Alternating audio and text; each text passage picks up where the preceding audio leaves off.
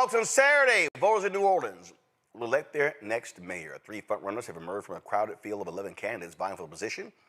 Louisiana State Senator Russ Duplessis, City Council Vice President Helena Marino, and City Council Member Oliver Thomas. They're competing to replace Mayor Latoya Cantrell, who is term limited and will leave office in January. Cantrell is currently facing federal corruption charges. New Orleans City Council Member Oliver Thomas joins us right now.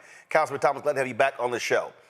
Man, good to be back with you, Roland. A lot of folks have been voting early. Black turnout is high as well. Most important, your top three priorities if you're elected mayor of New Orleans.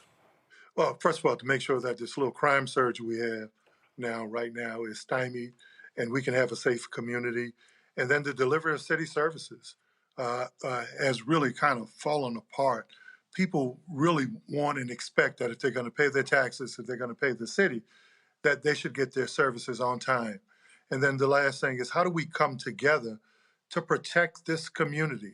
We've been under siege, we see, by threats, outside threats from the federal government, as well as we need to have a better relationship with our state. Our state needs to be more partner than predator. But those are three things, along with having some of the most qualified people to run those departments. I'm going to be looking at those areas.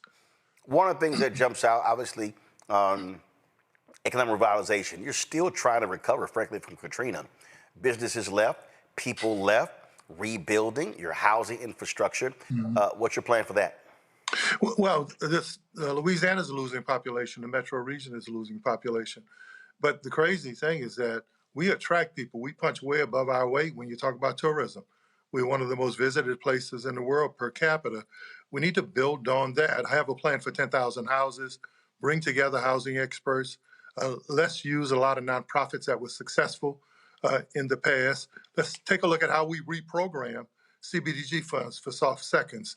How do we use the Good Neighbor program and the Teacher Next Door program that are successful around the country to make sure that teachers, law enforcement personnel, and others can get an opportunity, even in many cases with their meager salaries, can get an opportunity to own a home in our community. So I was the first person out with the 10,000 Homes program, and I really want to mimic some of the success that happened here, as well as what happens around the country. Look, one thing we know, we have space.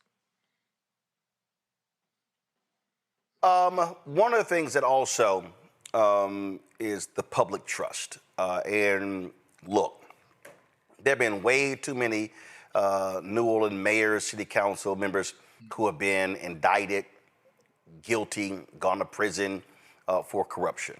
How do you gain the public's trust and let them know that you're going to be different than what has happened in the past, unfortunately? Well, first of all, I'm much better because of what I went through. I want to have an office of ethics and integrity that's transparent, so people can see at every time that we're working hard to establish that trust.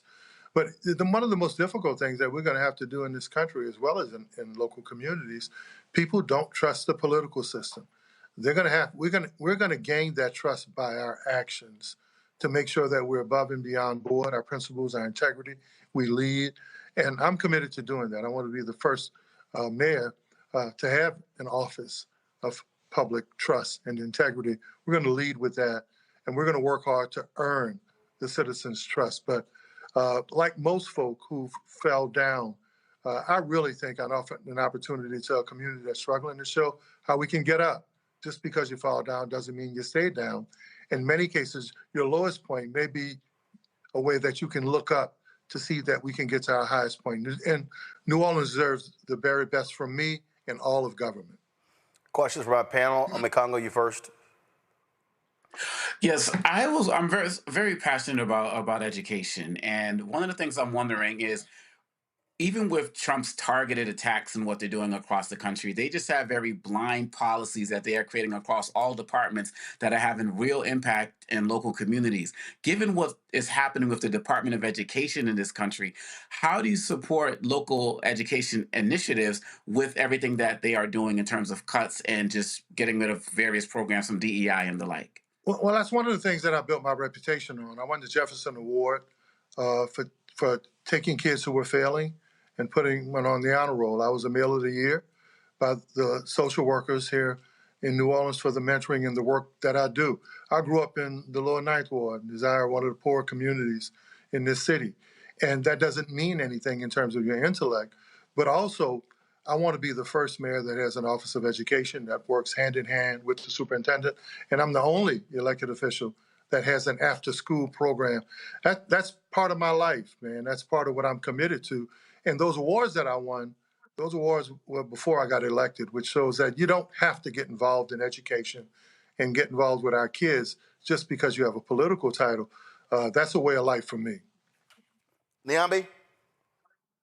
Yeah, so thank you for speaking with us tonight. And I wanted to know, what do you think the healthcare climate is meaning for your city? And in particular, I'm thinking about maternal mortality for Black women, not just in the city of New Orleans, but in the state as a whole, access to STI screenings, birth control, and contraception. Like, how do you address that?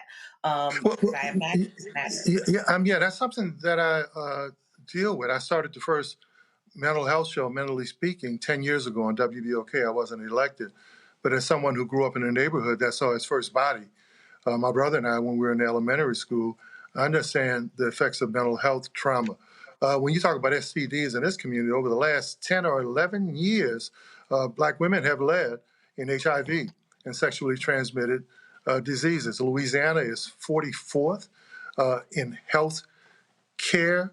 So whether it's mental health, physical health, this community deserves, I think, a national like trauma center that takes a look at mental health and chronic illnesses. We lead. New Orleans flips back and forth with St. Louis and Detroit when you talk about chronic illnesses here. So that's something that I lended a platform to. That as mayor, I want to have a health department that focuses on chronic illnesses, especially in our largest demographic, the African American community. So that's already part of my life. So you can make sure that that's going to be a priority in my administration. Thank you. Zabora? Thank you, Mr. Thomas, for being on here. You talked about expanding housing and neighborhood programs, and I want to know, how will you make sure that disabled and deaf residents aren't just included on paper, but are fully centered in these programs and getting housing and ensuring that they are accessible, affordable, and designed with those individuals in mind? Well, it seems like every question you guys are asking is in line with my resume. My family, my late sister, Juliet, was disabled. She had cerebral palsy. It was a difficult time getting around with my family in a city that didn't have access. And one of the other things I did, one of the icons, heroes, as a matter of fact, there are neutral grounds with his picture on it, Charles Toubre. I worked with him several years ago to make sure that we brought light to whether it was disabled access, the ADA, buses where the disabled can access. And as we begin to construct new buildings and new housing and new places to live, we are missing out in this country on billions of dollars just because families and folk with disabilities can't access commercial places or can't access public spaces. So this is something I had to grow up with. This is something that I'm going to continue to work with. So though my late sister is not here and Charlie Toubre isn't here, that's ingrained into who I am. Right then. Well, again, the election is on Saturday. And then just 5 days up to campaign. Councilman Thomas, we appreciate it. Thanks a lot. Well, thank you guys. Continue to do what you do and leading the way and not only speaking truth to power, but doing it from a power position. We appreciate that. That's what I want to do as mayor. All right. Thanks so much. Hello, I'm Isaac Hayes III, founder and CEO of Fanbase, and I'm here with a very important message. We are at a turning point in the Black community where we must have equity in the apps we use that scale to billions of dollars. But this time, we own the infrastructure, we own the culture, and we shape the future. And Fanbase is the future. Fanbase combines the free functionality of Instagram, TikTok, and YouTube into an all-in-one platform built for the evolution of social media and monetization. With over 1.4 million users, that's real proof that we are shifting the conversation of tech ownership and equity for creators. So right now, I want you to go to startengine.com/fanbase and invest today. The minimum to invest is $399. That gets you 60 shares of stock in Fanbase at $665 a share.